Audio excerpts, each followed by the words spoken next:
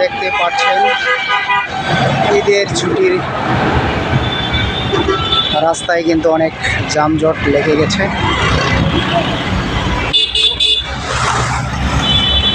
Chandra road Tangail, বাম পাশে কিন্তু অনেক জাম, গাড়ি কিন্তু একদম চলেই না। রাস্তার বাম পাশে কিন্তু একদম রাস্তা ব্লক হয়ে গেছে।